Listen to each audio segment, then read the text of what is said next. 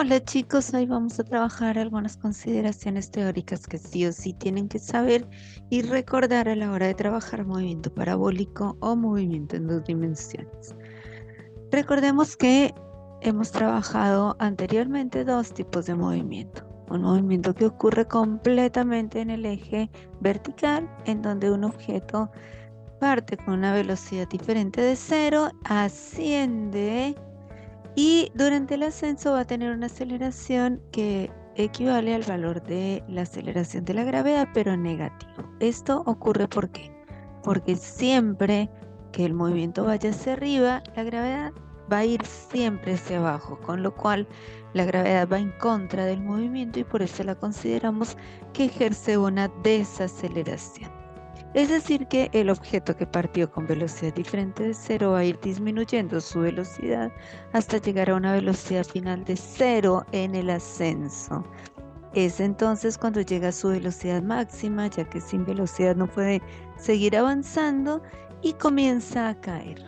Cuando comienza a caer, que parte con una velocidad de cero, va a tener una aceleración de descenso equivalente de nuevo a la gravedad, pero positiva. Eso es porque en este momento la gravedad está ayudando al movimiento, es decir, que a medida que cae, se siente como empujado por la fuerza de gravedad, con lo cual lo consideramos como un valor positivo. Todo esto hace parte de un movimiento en general que llamamos movimiento rectilíneo uniformemente variado o MRV, y este movimiento tiene, digamos, una variante que corresponde a la caída libre y al tiro vertical, que es este que estamos viendo. Después habíamos estudiado otro movimiento que ocurría completamente en el plano horizontal, es decir, sobre el eje X, que podía ocurrir sobre una superficie o no. Nosotros podemos suponer que ni el aire ni la superficie sobre la que se mueve el objeto oponen resistencia, es decir, que no hay fricción o no hay fuerzas de rozamiento, y al no haber ninguna fuerza que actúe sobre el objeto no va a haber cambio en la velocidad, por lo tanto no hay aceleración ni positiva ni negativa. Debido a esto la velocidad va a ser constante y por eso lo denominamos movimiento rectilíneo uniforme.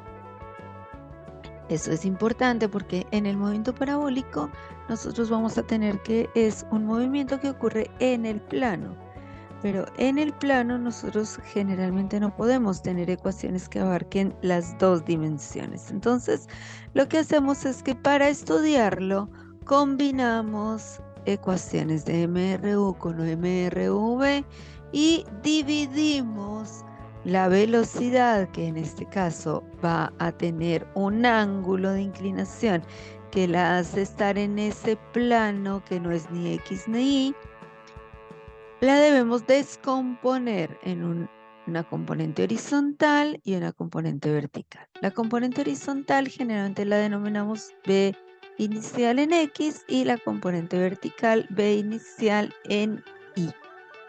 Esas dos velocidades sí nos van a permitir trabajarla con las ecuaciones, ya sea del movimiento horizontal o de vertical que acabamos de recordar. A medida que el objeto va subiendo, de nuevo tenemos que la aceleración va a ser negativa, por lo tanto, él va a ir disminuyendo su velocidad, pero su velocidad en Y, porque es su velocidad de ascenso. La velocidad en X va a continuar siendo la misma. Si ustedes se fijan, el vector de velocidad es igual, pero el vector en Y va a ser un poco más chico. Cuando llega a su altura máxima, dijimos que la velocidad en Y es igual a 0, con lo cual el objeto se sigue moviendo única y exclusivamente debido a su velocidad en X. Y a medida que va bajando, la aceleración se convierte en positiva, con lo cual la velocidad en Y de nuevo va a ir aumentando hasta que llegamos al final del movimiento cuando la velocidad en Y es máxima. Fijémonos que de nuevo la velocidad en X nunca cambió, siempre permaneció constante. Bien, aparece entonces un elemento nuevo para nosotros que es el ángulo de inclinación. Este ángulo de inclinación es importantísimo, primero para poder descomponer la velocidad y segundo para predecir un poco, por lo menos a grandes rasgos, cómo va a ser el movimiento. El movimiento entonces está determinado por el ángulo, tanto en el alcance, que es la distancia en X que recorre, como en la altura máxima. Fijémonos que acá tenemos un alcance de 23,8 metros con un ángulo de 45 grados y una altura máxima que no conocemos, pero podemos intuir más o menos que va a ser mucho menor a la que tenemos en este caso. En este caso aumentamos el ángulo a 75 grados y fijémonos que el objeto llega a una altura máxima mucho mayor de la que teníamos antes, pero el alcance es mucho menor. De manera que si el ángulo aumenta, la altura máxima también aumenta y el alcance disminuye. De manera contraria, si nosotros tenemos un movimiento en el que el ángulo disminuye, fíjense que el alcance aumenta y la altura máxima también va a disminuir, al igual que el ángulo. Bien, esto es un concepto muy intuitivo, pero que hay que tener en cuenta a la hora de hacer los cálculos. Bien, vamos al análisis matemático. Si yo tengo una velocidad en I, en este caso vamos a tener una con 30 grados, perdón, no es en I, es una velocidad inicial que está inclinada a 30 grados. Esta velocidad inicial va a tener dos componentes, como dijimos, ¿no? Una velocidad en X y una velocidad en Y, porque yo no puedo usar esta velocidad, sino que tengo que ajustarla a mis ecuaciones, así que debe estar o en la horizontal o en la vertical. Nosotros proyectamos esta línea, vamos a tener una componente B inicial en X y vamos a tener una componente B inicial en Y. Aunque hablar de componente inicial en X es una falacia, porque en realidad en X la velocidad es constante, con lo cual la inicial va a ser igual a la final. Si nosotros trasladamos este gráfico, y nos damos cuenta que si proyectamos el eje Y enfrente, es decir, lo trasladamos, podemos cerrar un ángulo de tipo rectángulo. Es decir, que lo que vamos a tener es un triángulo como este que vamos a poder analizar por el teorema de Pitágoras o por relaciones entre triángulos. Entonces nos vamos a dar cuenta que la velocidad inicial en Y es el cateto opuesto al ángulo, que la velocidad en X es el cateto adyacente del ángulo y que la velocidad inicial con el ángulo es la hipotenusa del triángulo.